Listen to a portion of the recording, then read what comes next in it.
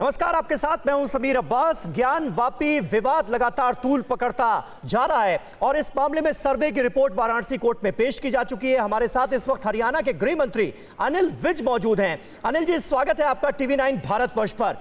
कहां देख रहे हैं इस पूरे विवाद को अब जाते हुए? धन्यवाद जी। देखिए, वैसे तो मामला माननीय कोर्ट के विचाराधीन है, तो ऐसे कुछ भी कहा जाना ठीक नहीं है। सभी पक्ष जो हैं वो अपनी अपनी बात वहाँ पर रख रहे हैं और माननीय अदालत सबको सुन रही है। लेकिन जहाँ तक ज्ञान वापी का सवाल है, ये एक हिंदी शब्द है, ज्ञान वापी। हाँ। और ये हिंदी हिंदुस्तानियों की मातृभाषा है। ये कोई इस्लामिक शब्द नहीं है, अरबी का शब्द नहीं है, उर्दू का शब्द नहीं है, फारसी का शब्द नहीं है, ये हिंदी शब्द है। अगर कोई भी बनाएगा तो वो उसका अपनी भाषा में उसका नाम रखा जाता।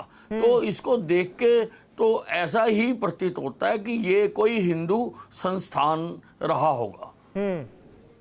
नहीं, ये तो देखिए, जो इतिहासकार हैं वो भी ये बात कहते हैं, पुरातत्वविद भी ये बात कहते हैं, और कब कब किन किन राजा महाराजाओं ने यहां पर मंदिर को तोड़ने का आदेश दिया, उससे जुड़े तमाम ऑर्डर्स जो हैं वो भी तमाम लाइब्रेरीज में संरक्षित हैं। लेकिन यहां पर मसला अनिल विज जी, कानून का जो है वो ये है कि 1991 में नरसिम्हा राव की सरकार में प्लेसेस ऑफ वर्शिप एक्ट बनाया गया, जिसमें साफ कहा गया कि 15 अगस्त 1947 से पहले जो मंदिर था वो मंदिर रहेगा, जो मस्जिद थी वो मस्जिद रहेगी। अयोध्या उसमें अपवाद था और कुछ भी नहीं।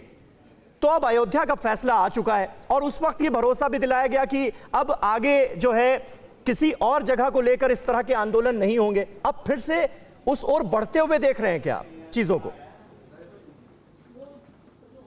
नहीं, देखिए, अब माननीय अदालत में तो कोई भी पक्ष अपनी बात जाके रख सकता है और माननीय अदालत जो फैसला देगी तो वो इस तथ्य को भी मद्देनजर रखेगी। इस तथ्य को भी मद्देनजर रख के ही फैसला सुनाया जाएगा।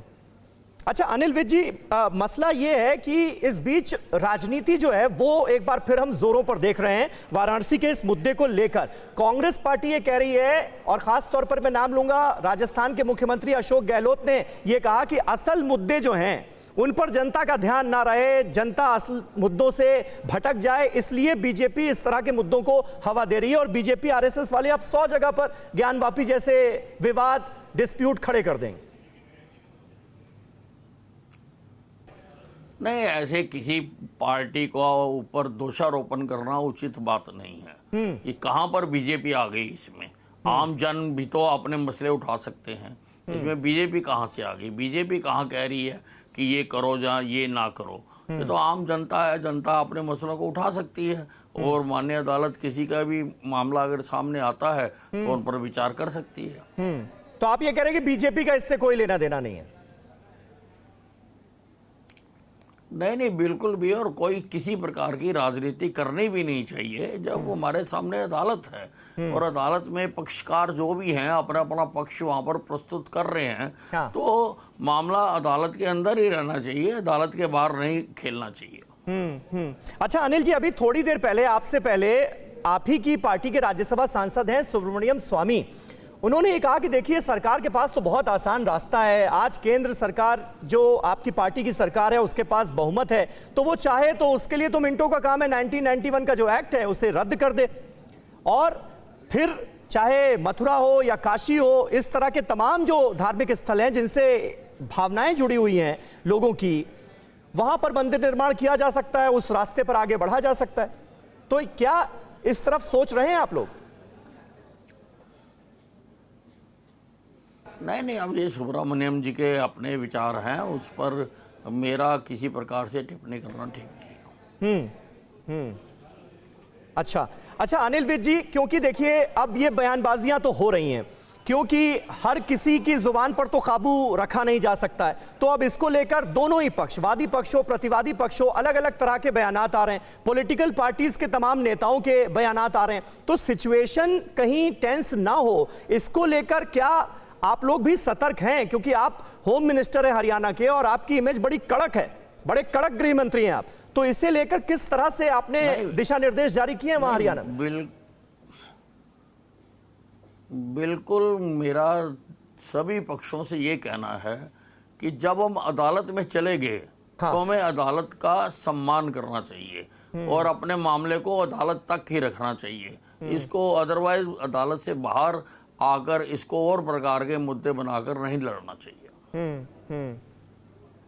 तो अगर जिस तरह से तमाम जो बयानात सामने आ रहे हैं, कम्युनिटीज को आपस में भिड़ाने की कोशिश करने वाले, बयानात देने वाले जो लोग हैं, उनके खिलाफ सख्त कार्रवाई की जाएगी, ये एश्योरेंस दे रहे हैं आप? बिल्कुल, सबको मिलजुल कर रहना चाहिए। हम देश में शांति सबको बनाकर रखनी चाहिए और ऐसे तत्व जो शांति, जिनका एजेंडा है कि शांति भंग करनी है, कोई मुद्दा आ जाए, कोई बात हो जाए, उनको देश में शांति भंग करनी है, इस प्रकार के अगर वो गतिविधियां करते हैं तो उन पर हमने नजर रखी हुई है। अच्छा अनिल विज जी, आखिरी सवाल आपसे, क्योंकि बीजेपी यहां पर as a party, as a political party as लेती हुई इसलिए नजर आ रही है क्योंकि बीजेपी के तमाम नेता भी, स्पोक्स पर्संस भी बार बार ये कह रहे हैं कि देखिए हम ही एक हैं, हमारी ही एक ऐसी पॉलिटिकल पार्टी है जो वहां पर शिवलिंग मिलने के बाद, हालांकि शिवलिंग मिला है या कुछ और है ये अभी अदालत को तय करना है, लेकिन बीजेपी के तमाम नेता ये दावा कर रहे हैं कि भाई देखिए हमारी ही एक ऐसी पार्टी है जो खुशी का इजहार कर रही है, हम खुश हैं, बाकी सारे दलों के नेताओं के चेहरे उतरे हुए हैं। तो ये एज क्या आप लेना पसंद करेंगे? नहीं, इस प्रकार के बयान किसी को देने भी नहीं चाहिए और मैं फिर कहूंगा कि जब तक अदालत का फैसला नहीं आ जाता कोई टिप्पणी इस पर नहीं करनी चाहिए। नहीं, बहुत अच्छी बात है, बहुत जिम्मेदारी भरा बयान आपने दिया। अनिल विज साहब, बहुत बहुत शुक्रिया TV9 भारतवर्ष से बातचीत करने के लिए। हरियाणा के गृह मंत्री अनिल विज से हम बात कर रहे थे और उनका साफ तौर पर यह कहना है कि नेताओं को ऐसी भड़काऊ बयानबाजी से बचना चाहिए और बतौर गृह मंत्री उन्होंने ये निर्देश भी दिए हैं कि अगर दो कम्युनिटीज को आपस में भिड़ाने वाला, सांप्रदायिक सौहार्द बिगाड़ने वाला कोई बयान देगा तो उसके खिलाफ सख्त से सख्त कार्रवाई की जाएगी। बहुत बहुत शुक्रिया, नमस्कार। परवाह देश की, सोमवार से शुक्रवार रात 10 बजे TV9 भारतवर्ष पर।